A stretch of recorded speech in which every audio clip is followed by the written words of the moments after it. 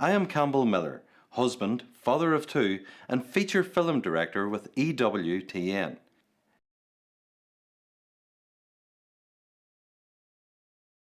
Faith and Life tells the stories of Catholics living their life through their faith. These inspiring people tell us where they have come from and where God is taking them.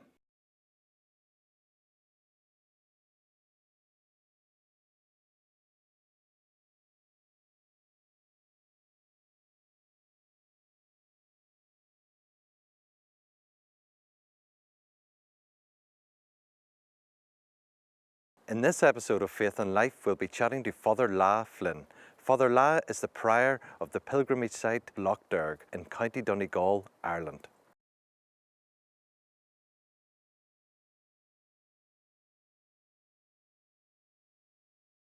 Loch Derg dates back to the 5th century and is situated on Station Island. We'll be starting off our day with a boat ride.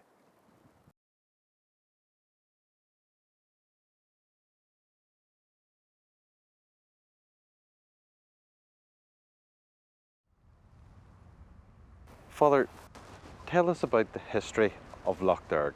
Originally, this island, Station Island, was a retreat away from the monastic community which lived on Saints Island, which we'll talk about later, please God. And the monks could withdraw here for their deeper times of prayer. Right. And where the bell tower is now, is the location of what is referred to usually as the cave, but it wasn't ever a cave in the sense of a cavern in the rocks. In medieval times, the monks welcomed penitents or pilgrims who would come.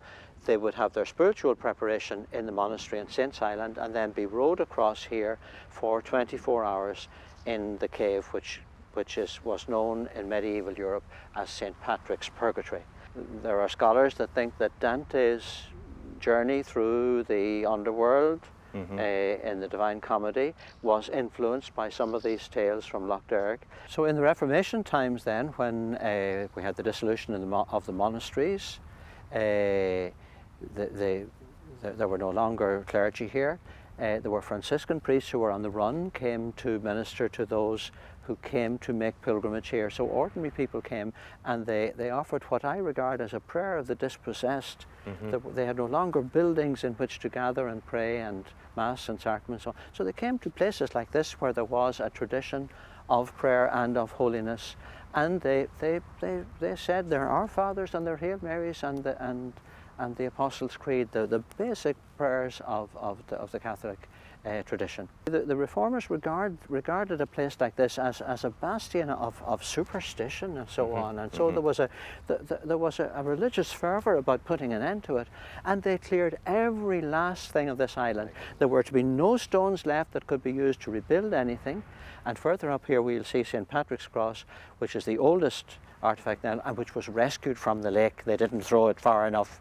We have a drawing of the island published in a book in 1660, and these beds are more or less, they're shown as these circles with openings. So imagine that these were beehive-shaped huts originally.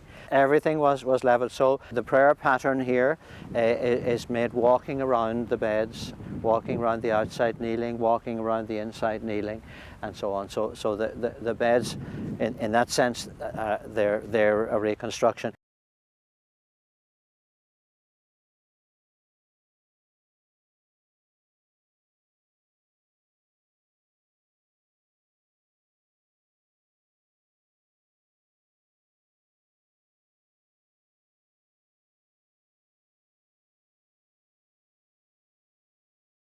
Fr La, you grew up in Rosslea, County Fermanagh. Tell me, what are your memories from back then? It was a border village out of Rosslea. 3 of the roads within a mile lead to the border with County Monaghan. And your father ran the pub and also the grocery store? We had a pub and, well, there was a grocery. I'd say I was about 6 or 7 when the grocery store closed. And but the pub was there until my parents retired in 1972, and it was part of my growing up kind of was as a youngster, kind of, and I was helping to sweep up and do chores, pack shelves, that kind of thing. And then later, I would have served in the bar, and I don't remember my daddy ever working. Now, he might occasionally have poured a bottle or something like that, but I don't remember him working behind the counter in the bar. My mother was the one who mostly did that. You've got some photographs here, and just looking at this one here first, I take it this is your mother and father? Yeah, it's Dad and Mum, yes. Towards the end of Mum's life, I think that was maybe the summer before she died. So that would be maybe 1975. There's a lovely photograph of your mum, clearly in the bar. Behind the bar, yes, indeed.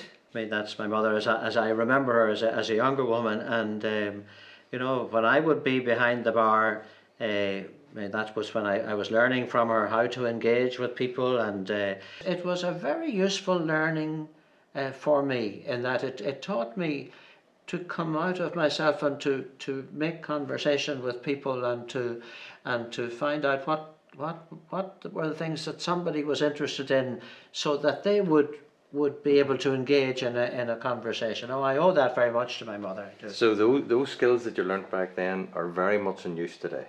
Are they? I'm saying that.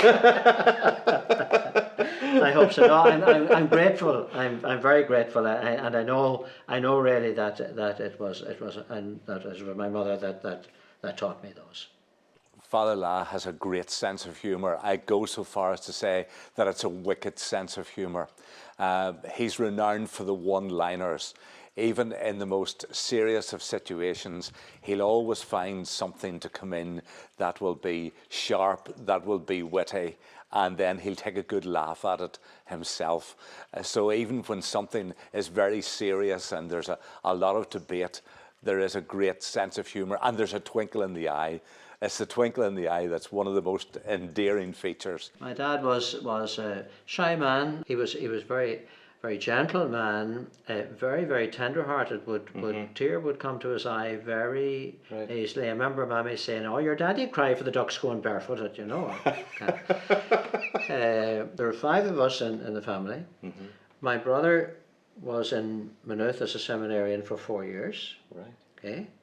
My next sister tried Franciscan life as a novice for about 1.5 years. The middle sister was the only one who would not give it a go. Tess, okay. Patsy is a religious sister of mercy in the convent in Enniskillen, and myself. So of the 5 of us in the house, only the middle sister, who actually, as in my childhood was closest for me, she tells the story that she used to pray for a baby brother. So there was my oldest brother, and then the 3 girls, and they kind of came close together. And then there was 9 years between the youngest of them and myself. Right. Okay. And Tess used to pray and light candles and she used to ask Nurse Durkin, who was the local district nurse and midwife, you know, kind of, maybe sometime now you'll bring a baby to Mammy, you know. She thought that the district nurse brought them in the big bag, that's where they, wasn't it innocent now? That is very innocent. And Tess was 10 years old when I was born, and still thought that babies came in the bag that the midwife carried, you know.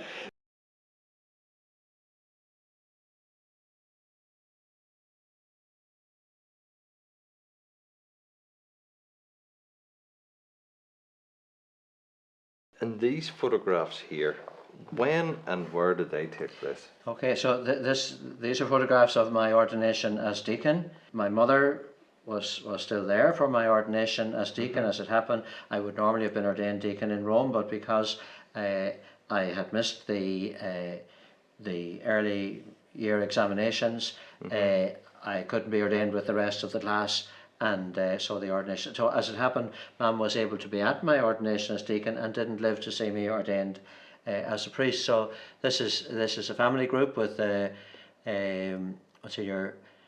Morris, who was the parish priest at that time, and this is Bishop Mulligan, who had been the president in St Michael's when I was at secondary school, and then was the bishop through most of my time in seminary, and the man who ordained me, and the man who first sent me here to Lough Derg to fill in for another priest for a few weeks, and as they say, the rest is history.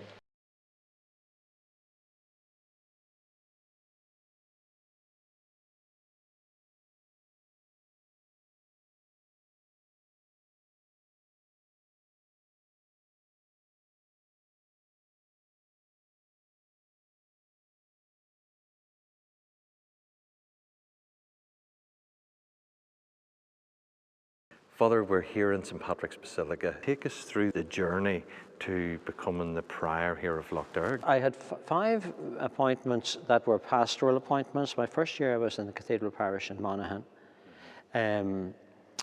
I then was 12 years teaching in St. McCartan's, teaching second level, and I taught religion and English and music, and I also directed the choir in the cathedral at that time in Monaghan.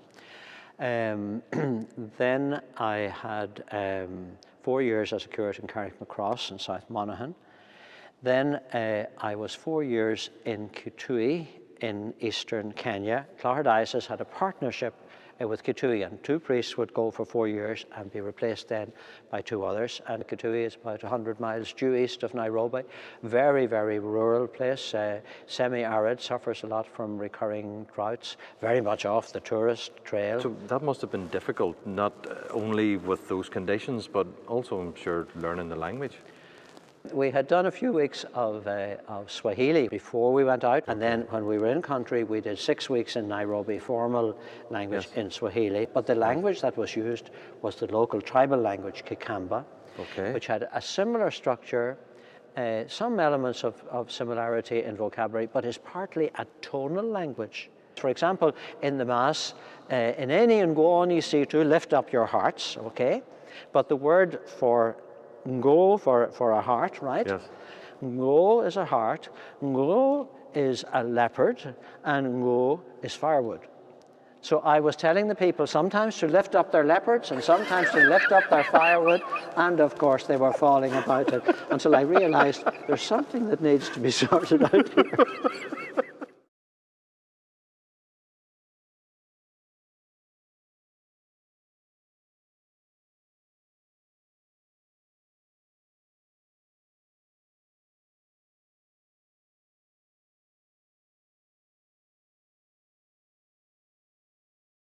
I came back from Kenya. I had some sabbatical time. I went to St. Bino's in Wales and did the 3-month program there, including the spiritual exercises of Ignatius. Okay, I had 18 months then leading into animating the Jubilee year 2000 here in Clogher Diocese, and from there that brought Bishop Duffy, then Bishop Joe Duffy was our bishop, to ask me to take on adult faith development. And I was full-time on that for a few years, and then I was parish priest in Ballybay for 13 years before I came here in 2017.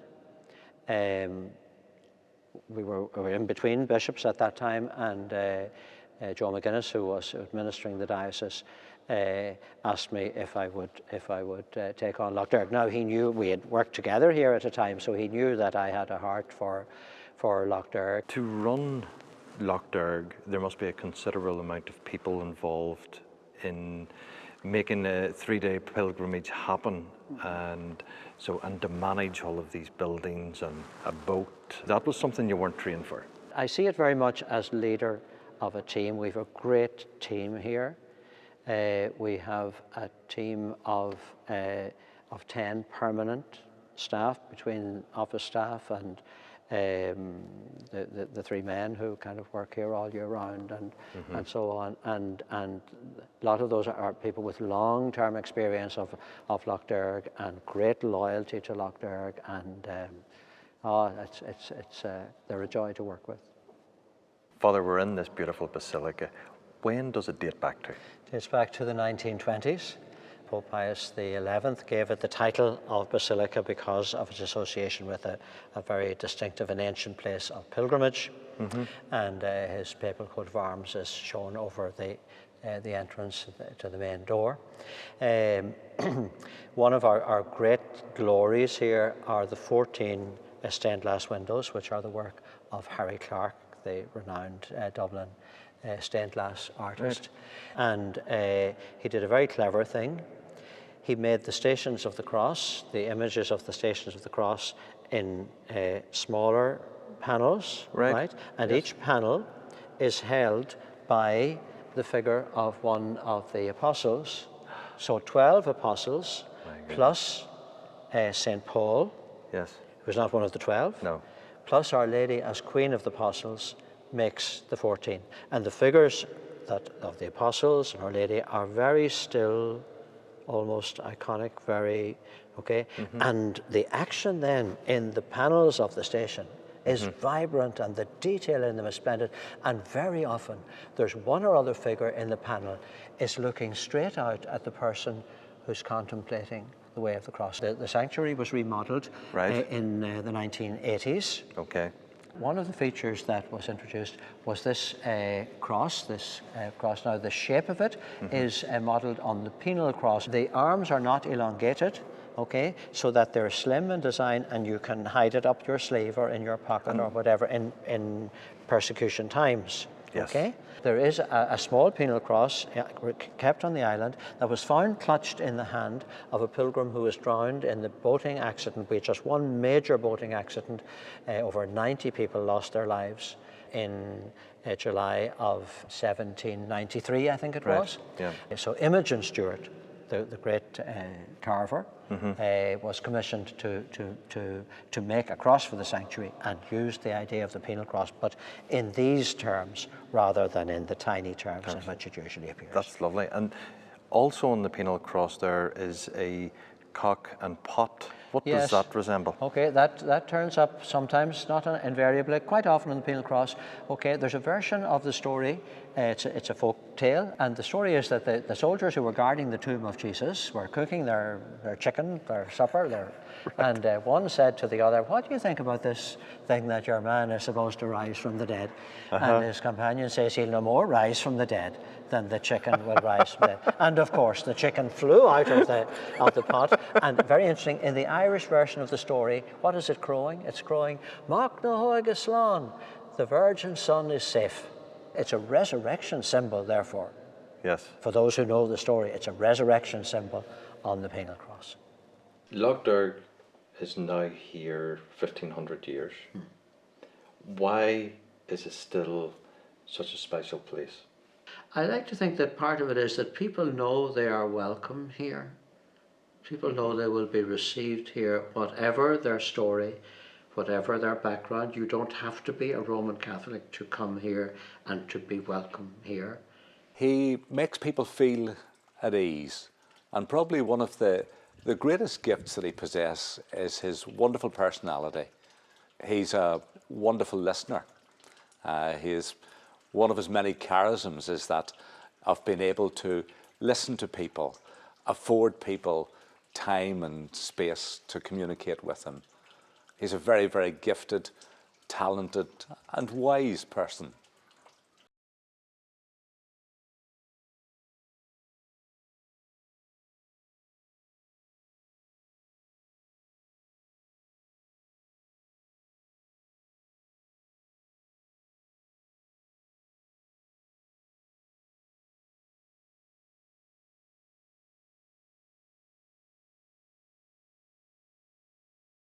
When someone comes here on a 3-day pilgrimage, what does that entail?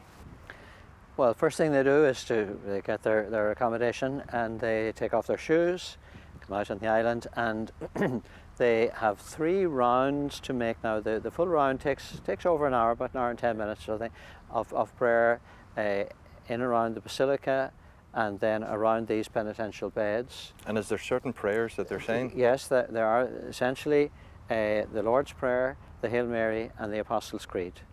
Okay. And it's very interesting that we have, from about 1600, we have a rhymed version or a poetic version in Irish of what the prayers were, and they're substantially the same as they are today. So that's the way the tradition goes back on that. And so that takes them through a lot of the first day. For the night then, they are on vigil from 10 o'clock on the evening of their first day until 10 o'clock on the evening of their second day. They're up all night. They make the same round of prayers and the same actions, but they make them in common in the basilica, walking around in the basilica. 3 stations on the first day, 4 stations during the night, and on the second day there are a number of liturgies, a renewal of baptismal promises, an evening mass and so on. And at night prayer then the vigil candle, which is lighted as they begin their vigil, is quenched, and they say the canticle of Simeon, "At last, all powerful Master, you give leave to your servant to go in peace according," and they say it with great gusto as the time comes to go to. And then their second night on the island, they're in bed, and then up for a morning mass on the third morning, and they leave about 10 o'clock, and I would see them off on the boats. And we should say they do all of this in bare feet. All of this in bare feet, yes indeed. Here at the water's edge, the last movement is here, and people stand here and say 5 Our Fathers, 5 Hail Marys and the Apostles' Creed, and then they kneel and say the same prayers, and this is more or less the last movement after all the way. So this is a quiet stationary movement rather than walking. There's something about the value of the water, the just standing at the water. A lot of pilgrims refer to the specialness of this particular moment. In the historical record, we know that that it used to be that people stood in the water and knelt in the water. Has there been great moments in your time here that people have reconnected with God? Oh, there have been. There have been, and again and again. My colleague Eamon Conway, whom I actually met here, Eamon is a priest of Tuam Diocese and works in the theology department in Limerick, and is a regular member of our team here, and does the pilgrimage every year. But I actually first met Eamon when he came to serve here as a cantor, while he was still a seminarian. But Eamon uses this expression, an island of quiet miracles. People talk about miracles in Lourdes and so on. Eamon is very keen from his experience, particularly as a confessor and accompanying people who come here. He talks about the quiet miracles, that there aren't people throwing away crutches. Yes. The miracles here tend to be within, or maybe in relationship, or somebody has been carrying something for years, is able to leave it and somehow or other move on. They're able, as they walk on their bare feet, they're able to leave those struggles and those hurts with the island. Yes, many of them express it that way, that they were able to leave behind. A few years ago, on our one-day retreats, which we also offer, Mary McDade is another regular member of our pastoral team here. Mary invited people at the end of her talk to pick a stone out of a basket that was passed along, and to carry the stone with them, you know, and that when it was right, they could throw the stone into the lake. They could drop it into the lake, or they could fling it into the lake. Okay, but it was fascinating. Yes. People who chose to come, they're not expected to, but people who chose to come to confession very often produced the stone, and used the stone to talk about whatever it was that they wanted to bring to the Lord. And I know there's one lovely story that Mary told back to me about a married couple. I think they were married something like 40 years, and they actually came here to the water's edge, and 1, 2, 3, the two of them together flung their stones into the water as a way of leaving behind any hurts or anything in their relationship over there. Oh, what a lovely moment. So coming then from the water's edge, the pilgrim comes to St. Patrick's Cross for a last brief prayer of the concluding prayer of the station. So what we have here is actually the shaft of a cross. Missing is the cross head, and this is one of the stones on the island that was thrown into the lake in that 1632 time, but it wasn't thrown far enough, and they recovered 2 pieces. You can see the break about a quarter way up, so they recovered the base and the shaft, but not the cross head. This little metal cross is just obviously a makey-uppy, because they didn't retrieve the original stone head of the cross. It's a 9th century piece of work, and to think of all the people who have prayed at this cross over those centuries. For me, this is the most precious physical relic on the island. More years than not, I have done the pilgrimage myself. And it's a great one when you're kind of working here. A pilgrim will say to you, and do you ever do it yourself, Val? So it's good to be able to look them in the eye and say, yes, last week, so that you know what they're going through and so on. And again, of course, it means that you can talk to their experience. Of course. Yeah. Of course. Yeah.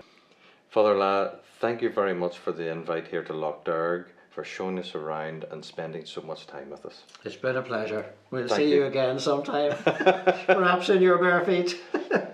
You never know. You never know. I love the quietness found here, the opportunity to disconnect from the world, from emails, social media, phone calls, etc. We get to reconnect with God and strengthen our spiritual muscle to face daily struggles that lie ahead.